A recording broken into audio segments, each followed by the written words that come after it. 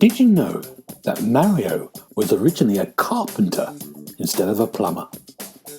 You're listening to the Xbox Hub Podcast, the official podcast of TheXboxHub.com. For all the latest Xbox news, reviews, videos, and opinions, make sure you visit TheXboxHub.com. But for now, settle down, get comfy, and open your ears for some podcast delights. Hello, welcome to the Xbox Hub Official Podcast, episode 196. My name's Gareth Bryling, to be your host, and on my virtual left is Mr. Richard Dobson. How you doing, Richard? Hello there. I am good. I'm glad to be back here. How are you? Very good, very good. On my virtual right is Mr. Paul Renshaw. How you doing, Paul? I'm doing fine, thank you, Gareth. It seems like it's been a wee while since we've all been here having a chat. It has been a while, yeah. And on my virtual opposite is Mr. Darren Edwards. How you doing, Darren? Hi, yeah, it's been a while. Nice to speak to you all again. I'm glad you didn't put me on the right. I was getting a bit worried there, so that's good. Nobody could ever accuse you of being on the right. And that's the way I want it to stay. Thank you. Good, yeah, sorry everyone, we haven't been there for it. It's been mainly my fault for the last month, but we're back now. Hang on. Mainly your fault. Mainly I think my fault. Entirely your fault is the right way to describe it. Well, It's Paul, not taken long, has it? No, it hasn't. Paul's been running the... Chomping at the bit, I have been, Gareth. He's been running Chomping the... at This is the bit. Paul's social life. So, Yes. not been out. Not spoke to anyone else This for is a it. month. Exactly. If I don't talk to you, Muppets, I haven't got anybody to talk to. No. I have to talk to the wife, and that's, nobody wants that. Yes. Good. Okay. Let's talk about our weeks, how we've been, what we've been doing. Let's start with Richard. How have you been doing? I've had a really nice Easter weekend. Went up to my dad's caravan in Labourn, just chilled there for a day or two. And then we went to Bolton Abbey, but we went straight there from Labourn, and I'm not sure if you guys probably won't have done the drive, but that's the first time I've done the drive, but it's literally over the tops of the North York Moors and the Yorkshire Dales, so it's a bit like a roller coaster, that drive. Thankfully we were in a makeshift convoy of about 4 cars. I wouldn't have wanted to be at the front of that convoy making that drive coming over the tops.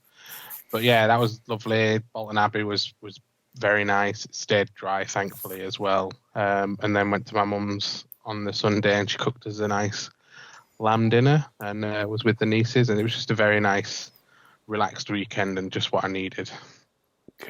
Good, Richard. I like it. I forgot about Easter. What about you, Paul? You have a nice Easter break? I've had a nice Easter break. I booked some time off work, and we've been up to Scotland to go and see my mum and dad. Had a look around Edinburgh, and we've been around the local town that she lives in. So yeah, it's been really nice. We went Monday and came back Wednesday. So, 600 miles in 3 days, it's all good. But coming back, we actually came a slightly different route. We normally just come straight down the A1 because it's easy. But it was all dug up on the way up. So I thought, what I'll do is I'll go on one of these little roads here that goes across to the M6, and it chimes with what Dobbo was saying about going across the moors. But it was raining, and it was quite dark as we were going down this little teeny tiny Scottish road. So yes, it was very exciting. So, but yeah, it was. It's just nice to get away. Good, Paul. I just want to remind our audience this is a gaming podcast. It's not a podcast for retirees. And, Listen, this is a podcast, but this is, like I said, this is my social life. You get to hear about everything now. I like to both of you. We go down the A1. It was a nice journey. It was lovely. It was great. Yeah. I'm just thinking that, is there a podcast about the B roads of Britain? Because if not, I feel like I think there's a gap in the market. I think you and Paul are onto something. You should do this. I quite like both your tones. You felt really relaxed. It was really nice. It was quite lovely. It's quite kind of hypnotising. I was like, oh yeah. I was there on that A road in Scotland, coming out nice and gentle. What about you, Darren? You had a nice time on the roads? Let's not talk about that. I am sure there was a show called B Roads of Robbie Coltrane or something. So God rest his soul. So I feel like that's been done, but you could resurrect that as a format, Paul. I think that'd be great. B roads with Dobbo. It'd be great. I had a nice Easter, thank you. So we went to see Frankie Boyle. Oh, it might have been the week before last, actually, which was brilliant. Although it was over so quickly because he's just brilliant. He's still got it. Keeps saying it's his last tour, and then he goes out on another one. We went to see Fee last week in Rock City in Nottingham, which was good. And then for Easter weekend, I had my family over and I did a test run of cooking dinner for everybody because we're having them over for Christmas this year, which was great. Although, unfortunately, me and Ryan are the only ones who like lambs, so I had to do chicken as well. So other than that, though, it all went really well. So nice Easter, catching up with friends and family. Good. Very nice, all of you. I'm quite relaxed, apart from poor chickens and lambs you're all eating. Yeah. What sort of person doesn't like lamb? Oh, God. Apparently, a lot of people don't like lamb, I've learned. I don't. Yeah. I love it. Good. Lovely. Well, good. Where do you stand on lamb? Well, I don't stay on the neck. Oh, I was going to. Right, let's move on. Let's move on here. I'm Sorry. a big fan of lamb. Good. Lovely. There Brilliant. you go. Good. Wonderful. What are we going to talk about now? Oh, it's me, isn't it? What have I been doing? We need to know what you've been doing, Gareth. Why you've been absent for so long? I've been working very, very hard. I just added sadly to that. I was up for a job that I can't talk about, but a job that I was down to the last 2 and I didn't get. Which is good news for the podcast because I wouldn't have been here. I'd have been booked for a year. But when you get down to the last 2 in the active sort of world, you get contracts and you get all that. So you see the money. You see what's in offer for you. And just down to 2 of us. That's what happens. But but it's good for us. Well, it was bad for us. It could be. Because you've still got me here for a while. Paul's going to mount the bloody coup and take over. I'd love to see Paul doing it. He's like a bloody tech nightmare. Everyone be gone on strike.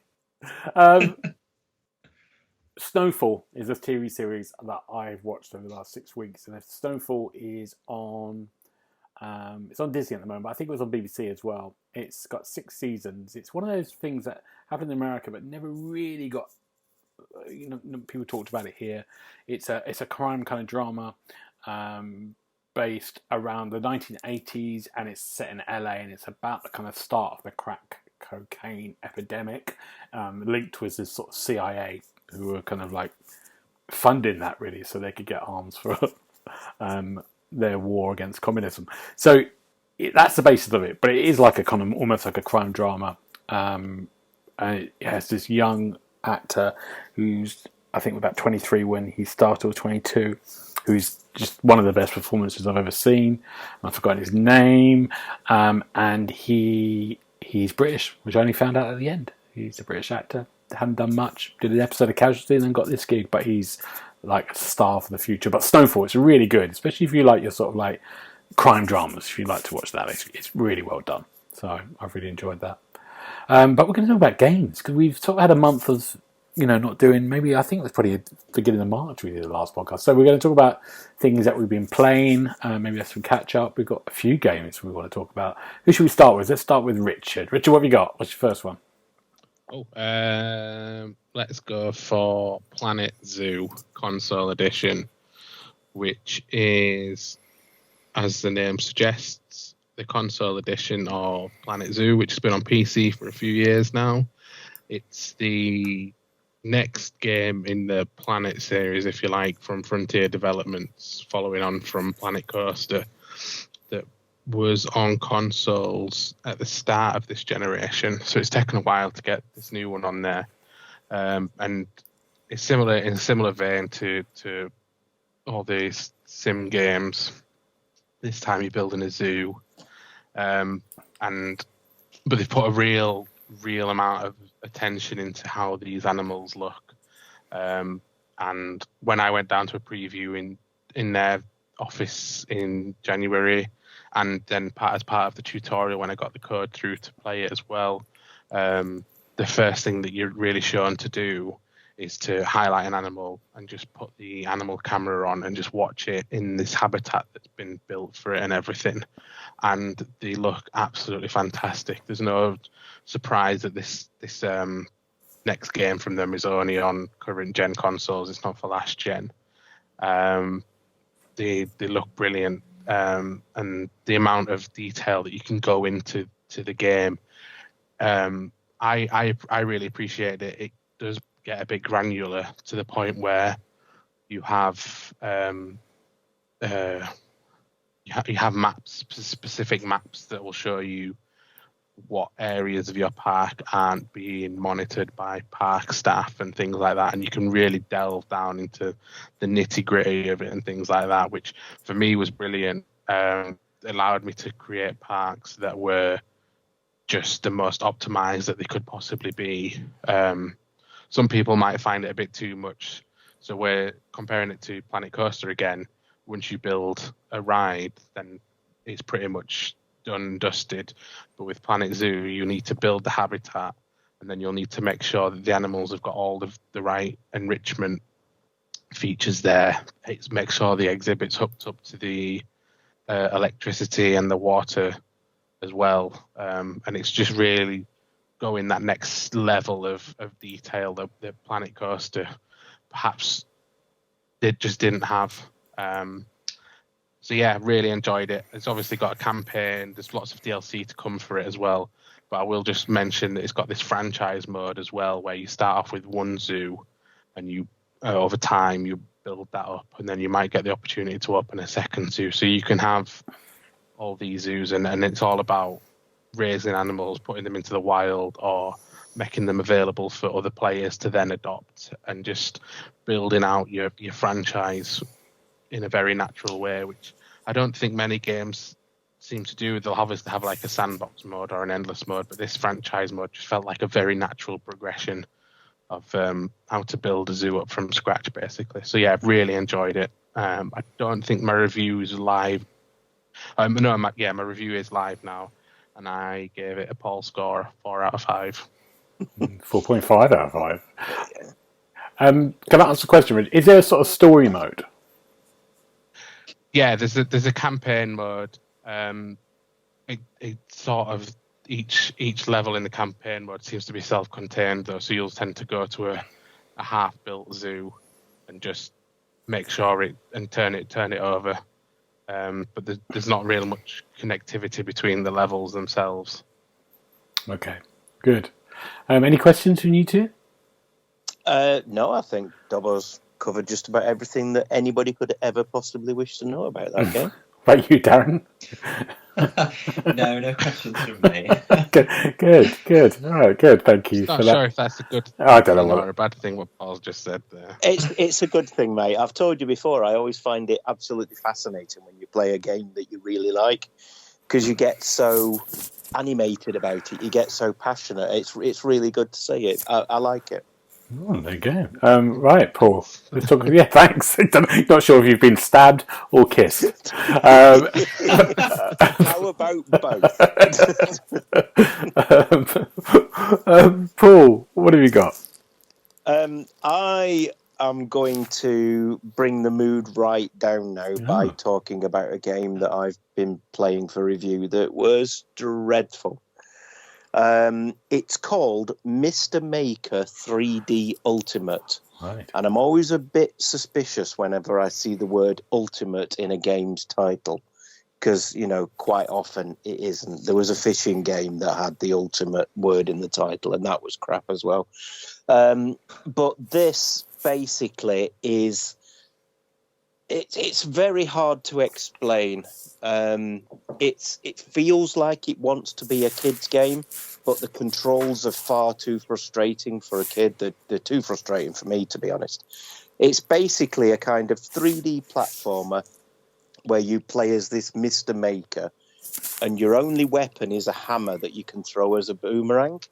So you chuck it and it comes back to you. There are 2 possible views that you can play in. There's like a top-down view that makes it impossible to judge where the jumps are, and then there's a view which is right inside, almost inside, Mr. Maker's left ear. So you can barely see any of the level. All you can see is the back of your character's head. So basically you've got to make your way through the levels, jump around, kill the enemies, get to the end, move on to the next one, rinse and repeat. And honestly, it was awful. And I'm pretty sure my review's not live yet, so I'll not tell you what score I gave it. But it wasn't a very high one. It definitely wasn't a 4 out of 5 game.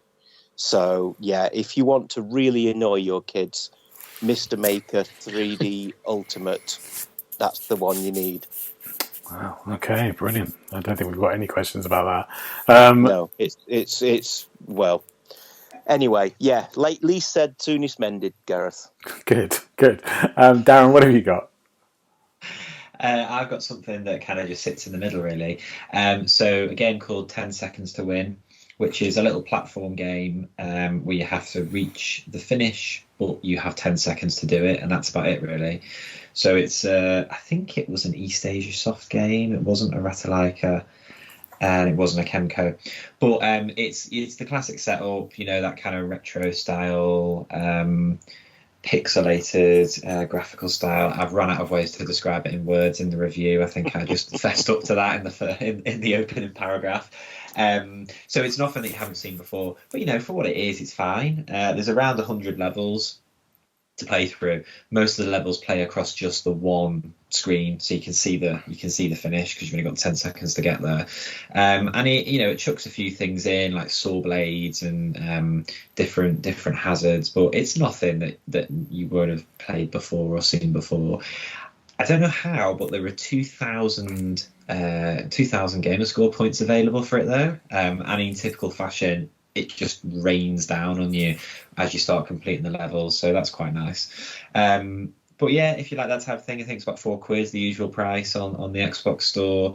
Rather interestingly, when you get to level 50, I think it is, you play for all the levels again, but from right to left rather than from left to right, which in theory, if it was well designed throughout, you will get a different experience for each level, and you'd be like, oh yeah, that's quite clever. But that only really happens in about 25% of them. Some of them are even easier the second time round, so it just felt a bit like a novelty that didn't really play through to the finish. So it was okay. I think I gave it a 3 out of 5, because if you're after a quick platformer, it doesn't do anything particularly wrong, but it doesn't do anything particularly amazing either. Okay. Good, thank you, Darren.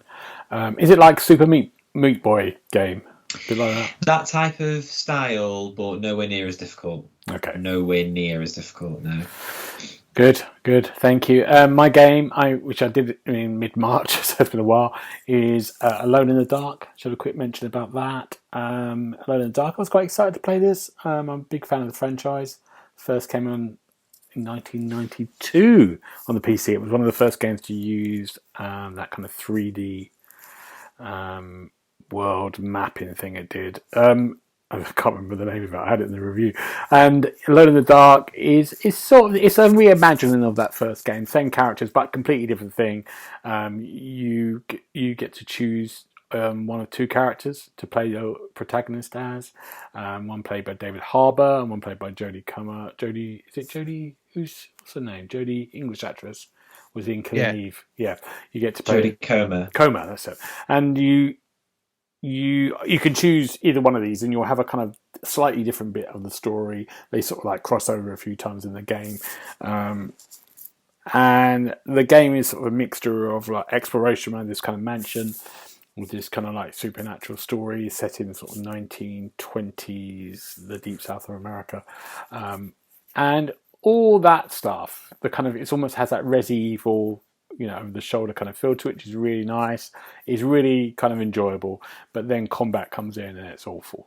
And that's what spoils the game. And I think it just isn't very good. The creatures aren't very interesting. Reloading takes 4 years.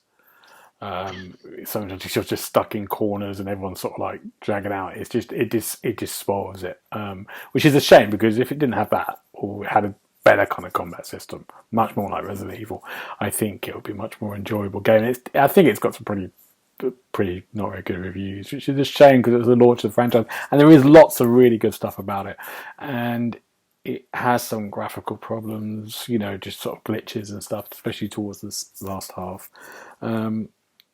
But some of the combat, especially the boss battles, just become like almost impossible. But I did enjoy it. I liked the story. I liked the visuals looks of the house itself, but it's a shame. It's a shame. I don't know how well it's done. I don't think it's done very well. There you go. Alone in the Dark. Any questions Can I about? ask a Yeah, question? of course you can. You said you're a fan of the franchise. Which other ones have you played and enjoyed? I was a fan of the ones in the 90s, so Alone in the Dark, Alone in the Dark 2 and 3 on PC. The first one I really remember really clearly because it was just like unlike anything else. It's the kind of the reason you sort of like, I think I had a mate who had a PC, really high spec one at that time, and we all went and played that game around there. We're like, oh my god, it's 3D, you're moving the character around, and it's just like, it was unlike anything else. And I just like the sort of like exploration, early kind of before Resident Evil really. Yeah. Okay. Not the modern ones, not the 2006 one, which came on the Xbox 360. Remember that one? I do, and that's why I was asking. Yeah, not that one. Yeah. And I'd played one on the PS1 as well back in the day, which I didn't enjoy either. Yeah, that was about 2000. Yeah, I think they kind of went. There's been a few of them. Yeah. Yeah. But this was a real good attempt at it, I think. But just combat, my God. There we go. Alone in the Dark. Should we go around for another round? We're excited. We've got loads of games. Please. Yeah, what have we got now? Richard, you got another good game? Do you want me to, are we going round for 3 rounds or 2 rounds? I think we might do 3, What do you reckon? Do you reckon we can do 3? Let's do 3. Let's do it. I've actually got 3 games this week. Wow. I'll save the bad one till last then. Okay. I'll talk about Unicorn Overlord, which I think, again, review came out about mid-March. It's the latest game from Vanillaware that haven't released anything on Xbox before, but have had some really, really good games on PlayStation and Nintendo Switch. And this Unicorn Overlord follows a similar vein to those games. It's a tactical RPG, but rather the interesting thing about it is when you're walking around the world map, navigating around areas and finding the villages and towns, that then, when you get into a battle, that then becomes the world map. It stays the same, but the battles take place on there. And then when you run into certain units, then it goes into a different screen that's almost like hand-drawn cartoon visuals. So it's a really, really pretty game. But rather than control individual units, you have what you do is you put like 6 units into a grid of a 2x3 grid, and you control that as like an individual unit. So potentially by the end of it, you could have 60 units divided into 10 separate little armies, and are controlling those around this world map in battle. Story-wise, it's very, very generic though, and I think that was my one big criticism of this game, is that you basically, your mother gets kicked off the throne by some guy, and then you have to go into hiding and bide your time until you're strong enough to then reclaim it. So it's a story that's been done hundreds of times, and you go around the world recruiting new members. There is over 60 characters to find and recruit, and each one of them feels different, whilst there's tons of different classes, so they all feel different. They've all got unique personalities and that. And you even unlock a system called the rapport system, where putting units in with different units can increase their relationship, and then there'll be separate conversations for them to have together. So it really teaches you to sort of mix and match these units as you progress and form these parties that can be as strong as possible.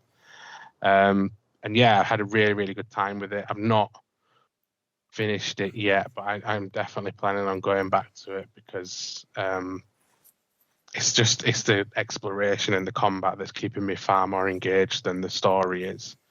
I'm not really paying attention to that necessarily, but the actual individual characters and their stories are far more interesting. So yeah, I've really enjoyed that. I can't remember what I gave. I think it was a 4, or it might have been a 4.5 again.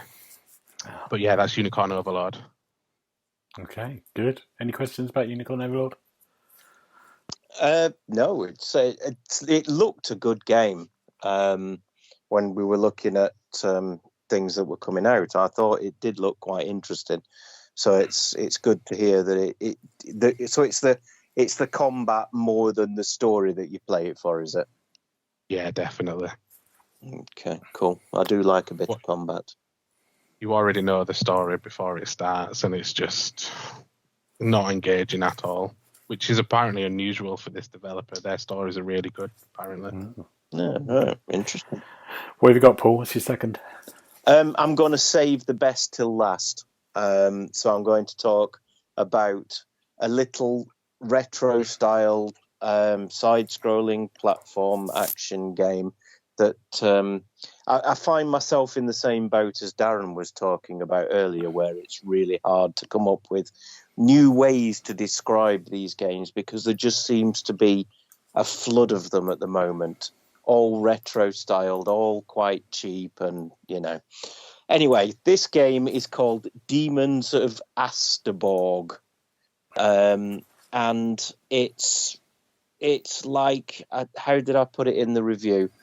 Imagine a cut-rate Castlevania and you're about halfway there. It's basically a very simple, very straightforward, walk along, jump a bit, hit something with your sword, carry on. Go and find something for a ghost so he gives you some magic to use in the level. The particular spells are tied to each individual level, which I thought was quite interesting because then you've got a new magic power to learn to use each time you finish a level. But really, it's so middle of the road. I'm surprised it doesn't have cat's eyes in it. So yeah, it's just it's some game, and I think the review's not live yet, but it was a very middle of the road score as well. So there you go. That's all I'm going to say about that one. Good. We like that joke. That's a good joke. Tish. Good. Any questions about that? I don't think we've got any questions about that. If you have, you should be ashamed. How middle of the road is it? It's incredibly middle of the road, mate. Yeah. So it's just I don't know whether it's just my luck, whether Neil hates me or what it is, but I'm playing a lot of these games at the minute, and it's starting to get to me. So the next review is just going to say something like Wibble. I have to write it with underpants on my head and pencils up my nose. Darren, moving on. What do you want? What do you want? What do you want, Darren? What are you here for? Darren? Sounded like you were squaring up for a fight. I did, didn't it? Take the boy out of London. I just love that phrase, Paul. I've not heard that before. I'm gonna use that. I literally just made it up on the spot, believe it or not. That's very good. Very good. You should do that more often. I have been playing a game called The Mobius Machine, which is my most recent game. I'm not sure if it's actually gone up the review yet, but I have written the review. So this is a Metroidvania game. And I have a bit of a love-hate relationship with Metroidvania. Some seem to really grab me, and some I get really frustrated with. But this one I really, really enjoyed. So essentially, there's not much kind of story. You basically crash land on this alien planet where there's lots and lots of different creatures, and they're all trying to kill you. And you're trying to find out what's happened. I think you end up tracing a signal that's been lost on this planet, so you're kind of looking for signs of life and stuff. And essentially, it plays out over 7 sectors. So there's been civilization there before because all these different buildings are around and about. And it is a 2D kind of platform style, but I really liked how it looked, and the backgrounds I thought were brilliantly drawn. The only thing is each sector, it wasn't particularly varied in terms of style. It was more just different colour palettes. So there was an argument that it got a bit samey. But initially, it really kind of caught my eye. And it's a classic kind of Metroidvania where your character will start off with the base moves such as a pretty weak jump, and then as you go around and explore, you'll find different modules to upgrade. So you'll get like a jetpack, or you'll get a weight belt, which means you can walk underwater, and that'll open up a whole new area, a bit like Link's Iron Boots from Legend of Zelda. And I have maybe it's a bit of OCD, I've got a real satisfaction of looking at the map and connecting all the different routes together and seeing how they all interlink. Because as you play, because you can't get through different areas, there'll be loads of like dead ends where you'll have to come back later. And on the map, you can place markers, which is quite handy. So to remind you where you saw that pool of water you couldn't swim down, or where you saw that seemingly blocked passage where you have to go back to later. And you can track your movements quite easily. The only downside is to get the map, you've got to find the, control panel, if you like, to download it. So until you find that, you are literally walking around in the dark in terms of a map. So it can be quite hard to track where you've been and where you haven't been. There are boss battles as well that kind of ambush you. There are different weapons, and you can collect blueprints and upgrade them at the workbench. So I really enjoyed it. It's one of those games where I enjoyed it that much I had to see it through to the very, very end. And I did play it as a bit of a collector where I'd go back and find all the different hidden routes and stuff. So yeah, if you're after a Metroidvania kind of platformer, the Mobius Machine's a really good shout. And I ended up giving it a 4 out of 5 in the end. Good. Yeah. That sounds good. It looks good. It looks really pretty. I like the look of it. It is. And the Mobius Machine, I should have said, sorry, the what's in the title, that's the tech that allows you to fast travel. Because at first I thought, oh, there's no fast travel. This is going to get frustrating. But you have to play a few hours before you find the first module and unlock it. And then you can fast travel between the 7 sectors. That's what the Mobius Machine is. Good. Great. Thank you, Darren. I'm going to go into my second one, which is Open Roads, which came out on Friday, I think. And it's on Game Pass, Xbox Game Pass. It's a little narrative adventure. It's set in the sort of like early 2000s. You play as a daughter, 16-year-old daughter with your mum, voiced by Terry Russell.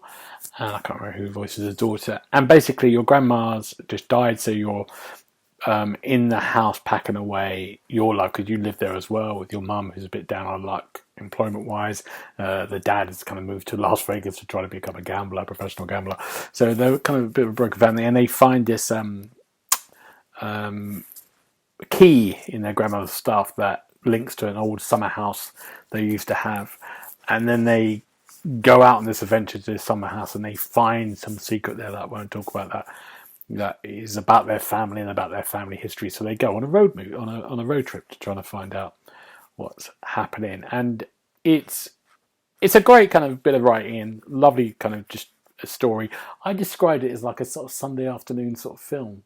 I did it in one sitting, I think on the weekend, or maybe I reviewed it on the Saturday. So I think I did it on a Saturday morning and wrote the review in the afternoon. I got up early. I was up early on Saturday morning, so I did it then. And it's just quite comforting. You kind of want to see what happens. The characters are good. The locations are good. Gameplay wise, there isn't much to it. You know, you're sort of like, at one point you're just picking up things in a room and packing stuff. Another time you're sort of like just looking for clues like you would do in a sort of point and click thing and going here and going there. But it's really simple. It's the narrative and the characters and the voiceover and the music and the kind of visuals that are the nice thing. It's really comforting. It's probably too short. I would say it is like reading a short story. It's not going to be this epic adventure.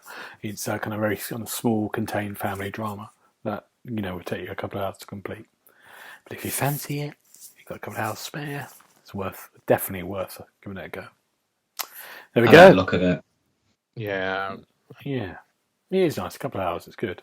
Let's go to our third game. Richard, what's your final one? Is it a goodie? No. And no further questions, Your Honour. I'm going to be I think I might come across as quite positive when I talk about it, but I'm really not positive about it. South Park Snow Day. I don't know if any of you two played The Stick of Truth and The Fractured Butthole. Absolutely. The first Did you one enjoy them? Yeah. I did enjoy both of them, yeah. I thought they were very good. Very much so. This is nothing like them. For some reason, they've decided to go from brilliant RPGs to this co-op multiplayer game. And when I was playing it, I was reminded a lot of Happy Wars. Do you remember Happy Wars? Too, yeah. Yeah, it's like that with this thin South Park skin laid over it, and I'm not sure why, but they've decided to move away from this 2D setting of the previous two games, where it looked like, you were watching an episode of the TV show whilst playing along, and really benefited from that art style, to this over-the-shoulder 3D game that's more in line with the original N64 game, which was terrible. And basically, there's a snow day that happens in South Park, so all the kids decide, school gets cancelled, all the kids decide to don their high fantasy outfits again and play in the snow, and things turn out to be a little bit more strange than perhaps they were anticipating. And I won't spoil it for you, but yeah, it's devoid of any of the South Park humor as well. Like the Stick of Truth, I think, featured a reference to every single TV episode that was released at the time. This one features hardly any. It's almost like a semi-sequel to an episode from an episode a couple of series ago that is very unmemorable. But they've brought it back for some reason. And it can be completed within 5 hours. And I think it's designed so you can complete it within 5 hours. There's only 5 different levels, and then go back and play them all again with these extra modifiers and stuff. But I have no interest in doing that. The one saving grace for it is that it has this very, very limited roguelike element to it, through this card system. And this card system's quite good, because I feel like, even though I've played and finished this game, the way that my cards were set up, and the power-ups that I got, and on the subject of the power-ups and the weapons, they are all awful. It's just a case of picking the one that's the least awful. So I picked one that was, I can't remember the name of it, but it essentially sprayed cat urine at all the enemies, which for a period of time then got them to fight for me. And it wasn't that they were effective at fighting, because the AI is terrible as well, but it just meant that they weren't fighting me for a set period of time. Wow. And my review's not live yet, but it's not a good read, and it's not a good game. Well, I bet your review's a good read, but it's not a... I was going to say, did you not use all your words? Oh, dear. But yeah, okay. Good. Oh, that's a shame. Paul, have you got anything better? I have got something better, Gareth. You may remember there was much heated discussion about who was going to review Dragon's Dogma 2. Mm-hmm. And in the end, it turned out to be neither of us, because a young man had managed to stick his name down as having interest in reviewing the game. So in a first come, first serve kind of basis, he got to review it instead. Mm. However, I have acquired a copy of said game. Did you buy it? I.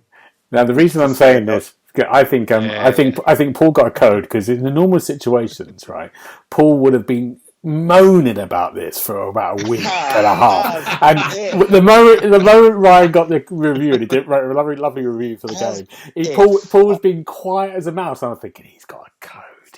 We knew what happened. We knew what happened.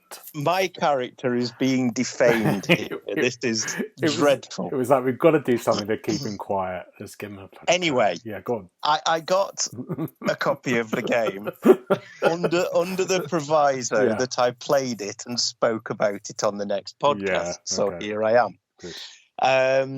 So yes, I'm enjoying it immensely. It's quite a lot like the first game. So if you've played that, I mean, I know you've played that, Gareth, because you reviewed it for the side, didn't Dark you? Arisen. Yeah, go on. Yes. So it's quite a lot like that. The pawn system's quite the same, and everything else. It's all quite familiar. The world is huge. It looks great. The creatures that you come across, oh my goodness, there's so many creatures whenever you go anywhere. I was riding an ox cart, which is like the way of fast traveling in this game. And every so often it'll stop because there's a monster in the way. So I got out of the cart to go and sort this monster out, and it was like this giant ape thing. So while I'm busy fighting this giant ape thing, an enormous griffin came and landed and started joining in as well. So yeah, it's full of little cutscenes like that. It's huge. There's so much to do. There's so many quests to do. There's so many ways you can build your character, and you can build your pawn, and you can rent or hire other pawns from the Rift and bring them along with you as well. So you can constantly keep getting new pawns that are at your level, so you get a stronger party. And yeah, I'm really, really enjoying it. I'm trying to stay away from the main quest at the moment, because I want to do all the little side quests that I keep picking up. You know, you'll just wander into a village and somebody will say, "Oh, can you help me with this?" And, you know, it's brilliant. Really, really enjoying it. You have a go at reading Ryan's review. He gave it a 5. He gave it a big 5 out of 5, I think. And he liked it, but he was quite good in that review because he talked about his problems as well in that as well. But still, thought it was special enough to give it a 5. Mm-hmm. I think the reviews have been pretty good, haven't they? It's sort of been in the sort of margins of 8 out of 10s or 4s out of 5s.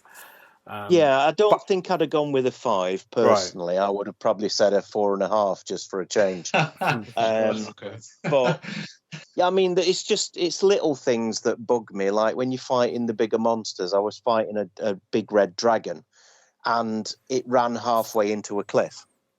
So, and then I'm whacking the bits that I could reach, but the rest of it's out of reach inside this cliff. So it's just little clipping issues like that. But another one that really annoys me at the moment is you can put different clothes on your character, obviously, as you level up.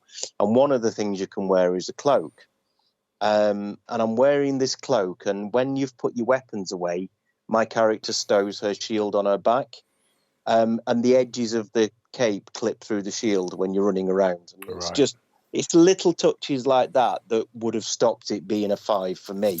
Yeah. But the gameplay and everything else, I'm really enjoying. I think I sort of read a few things and spoke to a few people. Said the first kind of few hours is quite hard because you're sort of following the main quest, and you realise actually, like you said, Paul, you need to sort of just go off. That's where that's where the most fun seems to be. You've got to make yourself stronger as well. Yeah. Because some of the fights that you have to do as part of the quests are so hard that if you've not leveled yourself up, then you won't really have a chance. So, yeah, stay off the main road, kid. Go and look for the little things to do. Look for the adventure. Good. Darren, your last game or book? Yeah, so my last game is not a game, but as a result, I played a game. So it was the latest Halo novel. So I think it's the first book review I've done for the site, actually. And it's called Epitaph. So for those familiar with Halo and stuck with it after the original trilogy, in Halo 4, it was originally called the Reclaimer trilogy before they kind of soft rebooted it in 6.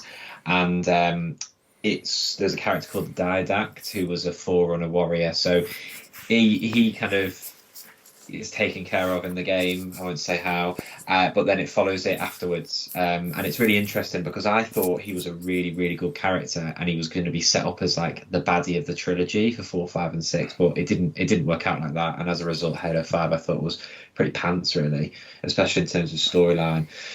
But this book's really well done. It basically, he kind of wakes up in an unknown kind of world after what he goes through at the end of Halo 4, and he's trying to figure out what's happened to him. And then he starts running into other characters from the universe, but rather interestingly, Master Chief isn't really in it at all. So it's quite interesting. It focuses on a lot of other characters. And I thought it was brilliant. I thought it was a really good way to expand on a character that I actually thought was underused.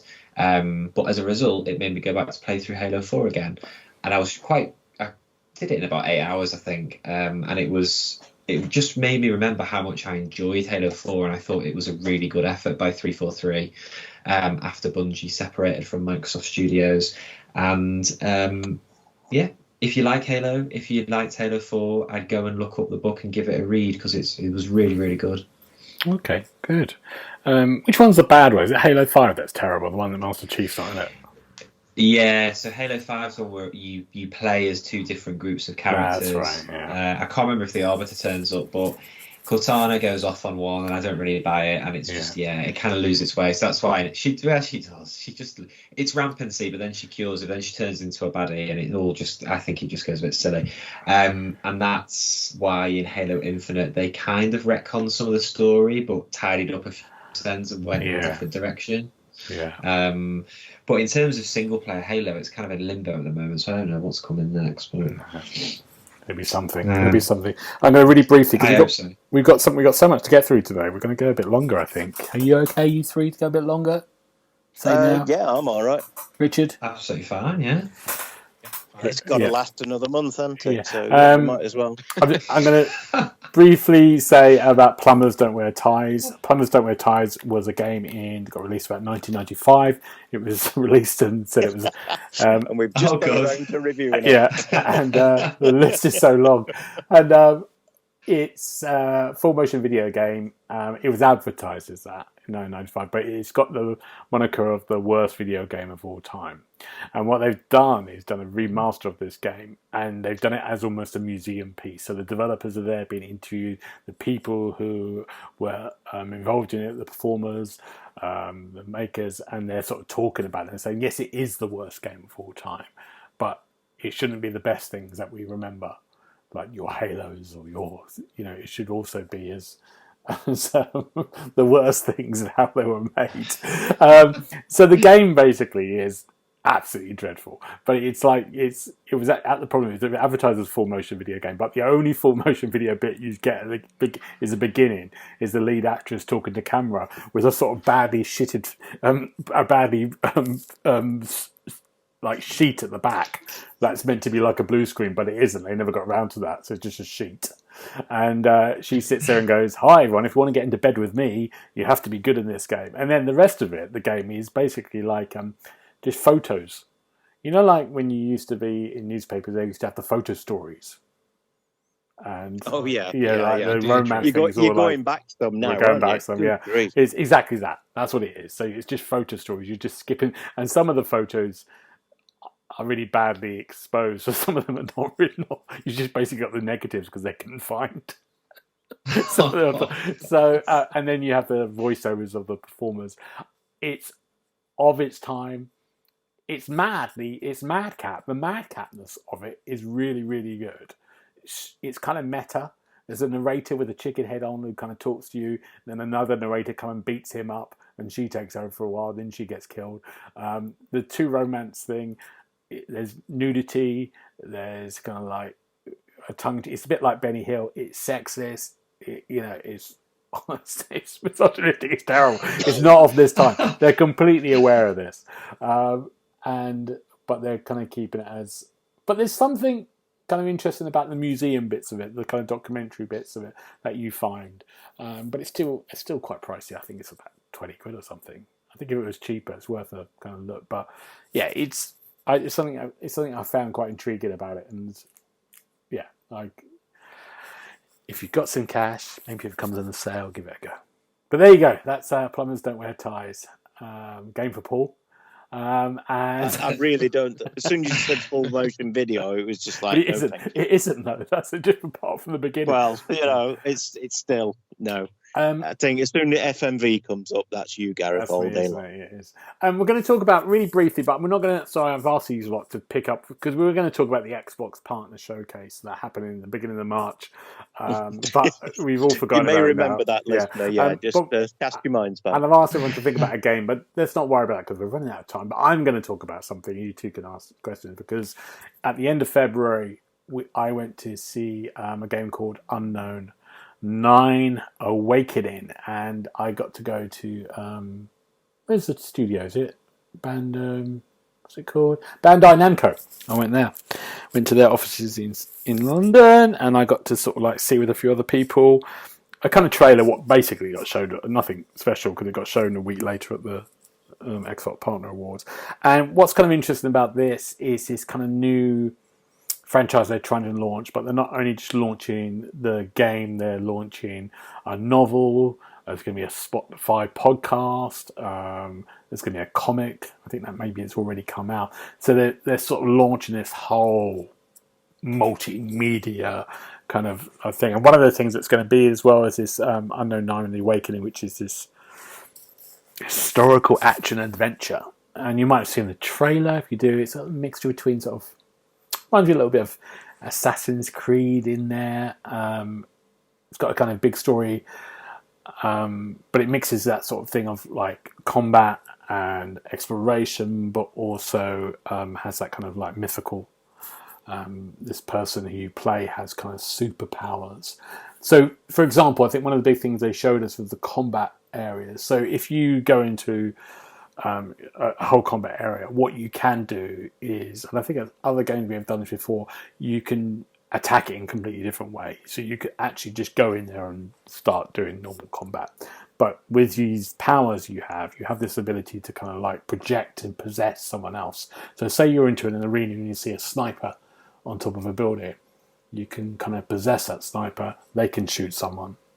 You can with that sniper rifle, and then the whole combat works out. So there's completely different ways of attacking things. You can go and possess someone, and they might then shoot a fire barrel that blows everyone up. So what was kind of interesting about that you had you get all these extra skills. It's just a different way of kind of like going, how do I attack this? Do we go stealthy? Do we go quieter? Do we just go in there with all our powers?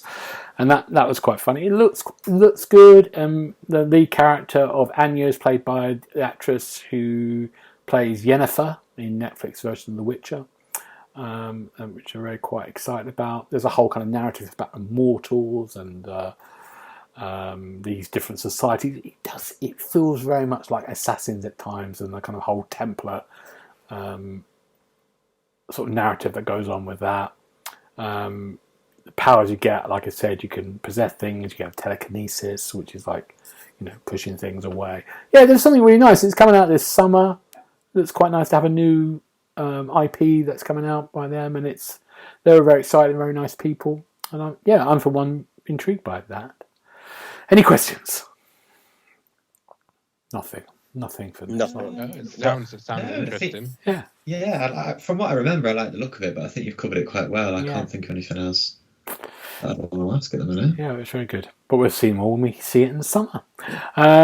Let's do our favourite thing, which we did last month before we haven't done anything, which is when we're doing next month, which we look at the 10 of the best new Xbox and Game Pass release of April. Now, Gemma puts up this article at the moment now, and we look at these games and we can't remember any of them, and we just generally think if we're going to be... So we're going to go through the list, which you can see on the site of these games. We'll see if there's anything that excites us. We normally... very disparaging, but hopefully we're getting better. I promise you the first one will excite Paul. Oh, good. For the first one on the list is 100%. Will it?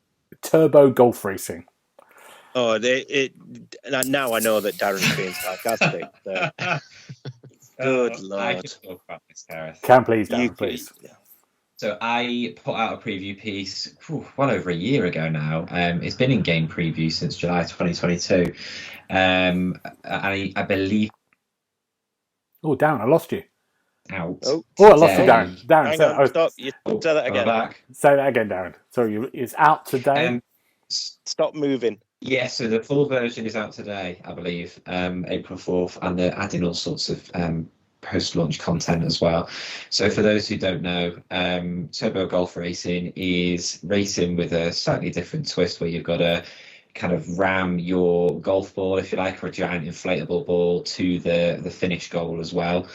So there'll be a massive, in the style of a mini golf course, but supersized. And it was just great fun. It was a bit Rocket League-y in terms of how you controlled, but there was good multiplayer options, lots of customization options, that classic season pass thing where as you level up, you unlock different skins and stuff, or there wasn't you didn't have to pay for it or anything.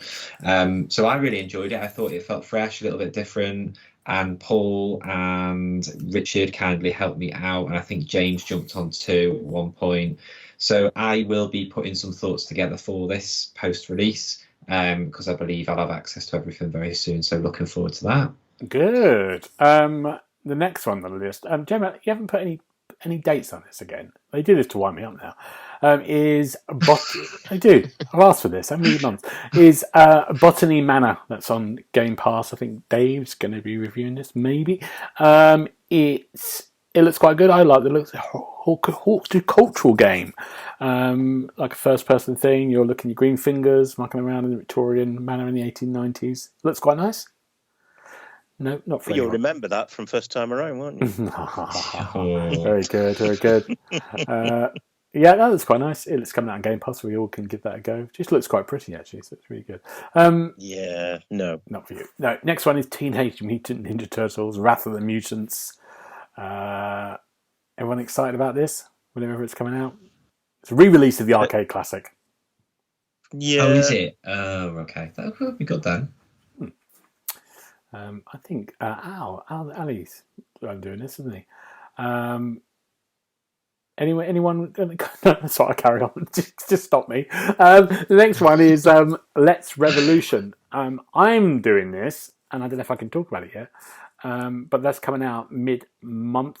We can talk about it more. It's almost like a kind of Minesweeper-y type of Metrovania kind of. No, is it Metrovania? No, what is it? It's kind of like it's like a card-based game as well, where you're sort of going. Anyway, we'll talk about it more. It's very good. I'm really, really enjoying it. I'm waiting to see how it's like Minesweeper. It kind of is quite good. Yeah, it kind of is. You just have to pick a thing and then figure out. Yeah, you've got these basically. I can't talk about it. I'm not allowed to talk about it yet. Okay, but we will talk about it. Can I speculate? Speculate is good. It's good. The next one coming out on Game Pass is another game that I'm doing called Harold Halibut, and I think Gemma did a preview to her thoughts about on this. We could talk about this more on the 15th, but I'll give you my thoughts about this. But I think we could just say the most unique thing about this is the stop motion style animation that they're using. And you can have a look at kind of little videos and trailers on that, and that's something quite special. But yeah, that's going out in Game Pass as well, I think. We should talk about in the next couple of weeks. Oh, God, I'm warming myself out. And the next one is Skier. Do you say it like that? Skier? Skier? Skier Ritual. This is by Wells Interactive. There's a game called Made of Skier. I think I reviewed it. It's that was a kind of a normal first-person puzzle adventure game. This is much more like an online horde mode of you're just attacking zombies, I think. But that's out soon. We don't know when because there's no dates on here, but it's soon. You had one job, Gemma, honestly. But yeah, that's. I mean, yeah, that's all right. Next one is Top Spin 2K25. Richard, can you talk about this? Yeah, it's the new Top Spin game, which haven't been around for quite a while, but they decided to bring it back this year. Top Spin, if you're not aware, is the tennis game, and it's got a lot of the big names in. So I think last time it was out, there was quite a few big names. It's got all the current big names in it now. A lot of recreations of the classic tennis courts, all of the majors, I believe. And I think people are expecting quite a bit from this one because Top Spin is back after a while away. But this one, what I've seen so far, does look very nice, very pretty. I'm not even a big tennis fan, but I think this one looks pretty good. Yeah, good. We can't talk about half this stuff, even though a lot of the games we are involved with in some way is quite hard. The next one is Lunar Lander Beyond.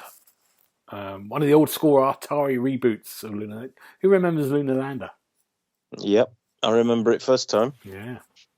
Well, that's back. And it's back, is it? At some point in April. Yes, we don't know when. Can't wait. So, is this not in the Recharge series? Is this a different Atari remake?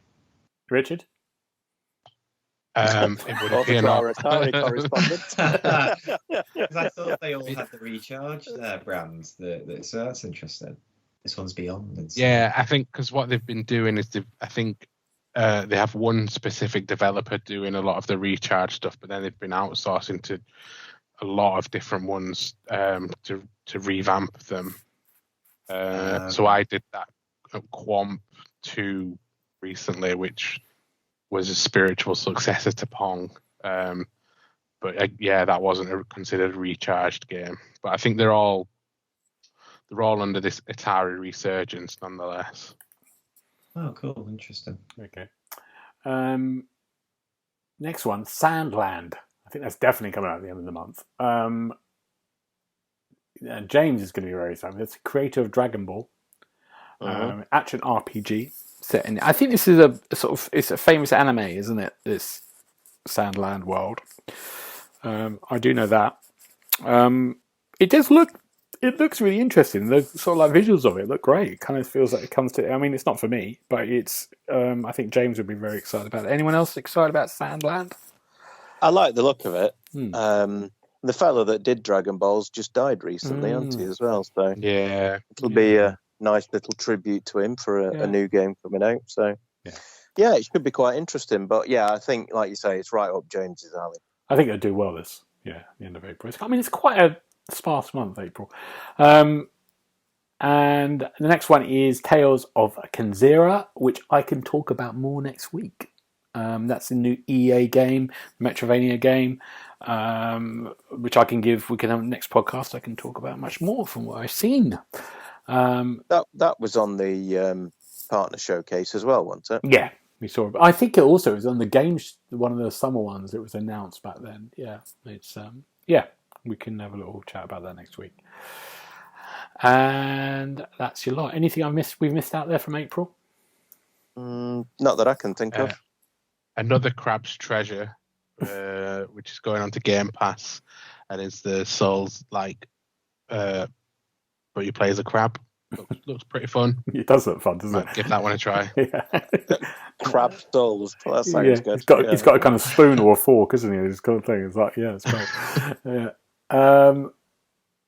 I've got to review House Flipper 2. That will come out soon.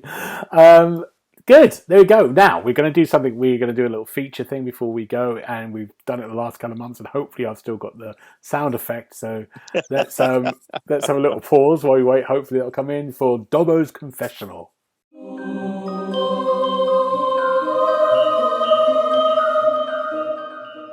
Hopefully that worked. Amazing, Gareth. Your editing skills know no bounds. Richard, tell us about Dobbo's Confessional. Remind us. I pose a question to you guys to open up your deepest, darkest gaming confessions. Sometimes I will judge and repent those that are deemed unworthy. I think the first one we did, I was very judgmental. I think the second one, I let you confess your sins free of any recompense. This time,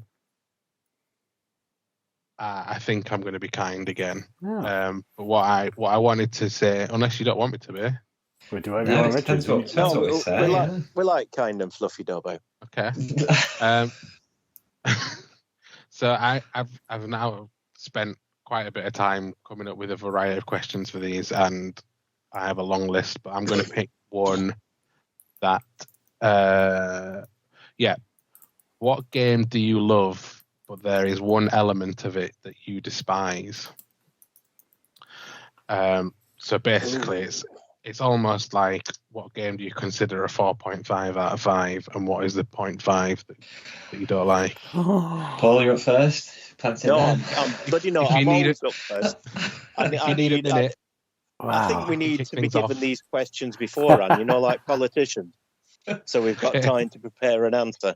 I can provide an example if you need. Please, time. Richard, let's do it. Yeah. So mine would be Final Fantasy 12, which I absolutely adore this game.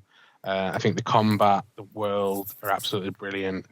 But the one thing that I cannot stand, which is unusual for a Final Fantasy game, is the story and the characters. They just do absolutely nothing for me.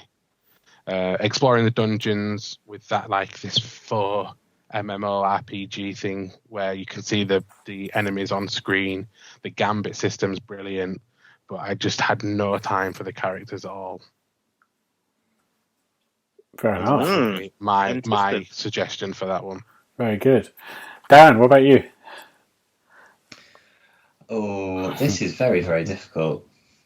Very, very difficult indeed. I think for me, the closest I can come to is going back to Halo and Halo Infinite, where I love a lot of what they did with that game.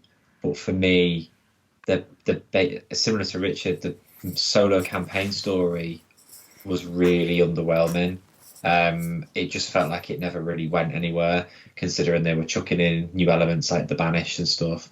Oh, actually, I've got a better one. I love Halo. I hate the brutes as the enemies, and they're rubbish. Get rid of them all. They don't add anything to the game. That's what I'll say. Okay. Paul? Well, I'm going to have to go in a similar vein to Dobbo here. I'm going to have to go back into the past, to the original Final Fantasy VII. I loved the first part of the game right up until Aerith meets her little accident. And I loved the end part of the game where you're chasing Sephiroth and you're trying to sort him out.